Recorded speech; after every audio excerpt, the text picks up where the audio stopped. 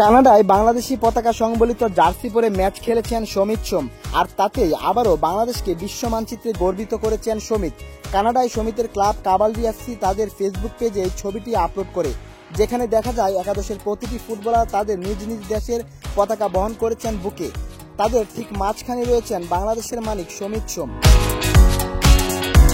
এটি Canada premier লিগের একটি বিশেষ ম্যাচ, যা 1 ইয়ার আউট নামে নামকরণ করা হয়েছে। ম্যাচটি ওয়েলকামস দ্য ওয়ার্ল্ড এর অংশ, যা 2026 সালের ফিফা বিশ্বকাপ আয়োজনের 1 বছর পূর্তি উপলক্ষে কানাডা প্রিমিয়ার লিগ CPL এ উদযাপিত হয়েছে। ম্যাচটি ছিল 2026 ফিফা বিশ্বকাপের 1 বছর পূর্তির কাউন্টডাউন উপলক্ষে উদযাপনমূলক প্রচারণা, বা বিশ্বকাপ শুরুর ঠিক 1 বছর আগে ক্ষণগণনা উপলক্ষে এক বিশেষ আয়োজন, যা মুগ্ধ করেছে পুরো ফুটবল বিশ্বকে।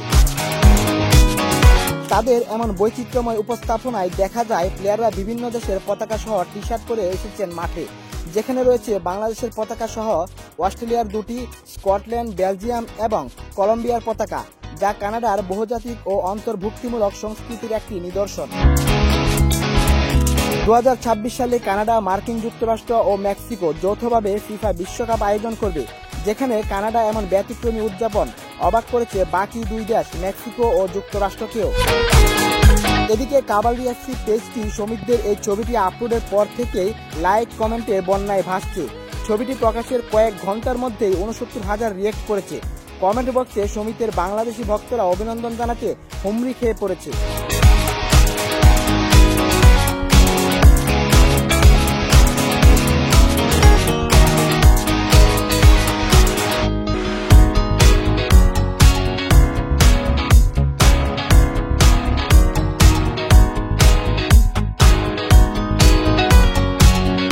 বাংলাদেশি ফুটবলার সমিত এভাবে নিজের দেশের পতাকা উড়িয়ে যাচ্ছেন কানাডায়, যা বাংলাদেশ কানাডা ছাপিয়ে সারা বিশ্বের নজর কাড়ছে।